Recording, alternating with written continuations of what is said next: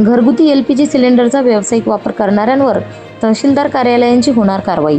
शेगाव तालुक्यातील व्यावसायिक हॉटेल आणि दुकानांमध्ये घरगुती LPG म्हणजेच लाल सिलेंडरचा गैरवापर वाढल्याने तहसीलदार तथा तालुका दंडाधिकारी शेगाव यांनी कठोर पावले उचलण्यास सुरुवात केली आहे।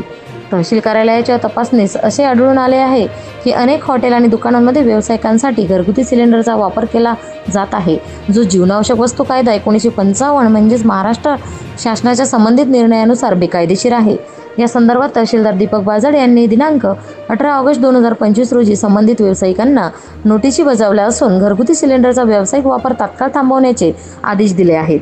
तहसीलदार दीपक बाजड साहेबांनी स्पष्ट केले आहे की व्यावसायिक वापरांसाठी केवळ 19 किलो वजनाचा निळ्या रंगाचा LPG सिलेंडर वापरणे बंधनकारक आहे। तपासणीत असेही निदर्शनास आले आहे की अनेक व्यावसायिकांनी गेल्या 3 महिन्यात फारच कमी प्रमाणात व्यावसायिक सिलेंडर उचलले असून त्यामुळे त्यांच्या प्रतिष्ठानामध्ये मोठ्या प्रमाणात घरगुती सिलेंडरचा वापर होत असल्याचा संशय बळावला आहे।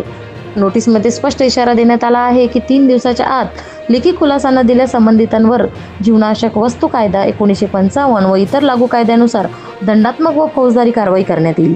ही कारवाई अन्न नागरी पुरवठा व ग्राहक संरक्षण विभागाच्या निर्देशनानुसार करण्यात येत असून जिल्हा पुरवठा अधिकारी बुलढाणा यांनीही याबाबत माहिती देण्यात आली आहे। महाराष्ट्र न्यूज 1 साठी उपसंपादक रंजना राठोड, प्रतिनिधी रत्नाताई डिक्कर, शेगाव, जिल्हा बुलढाणा।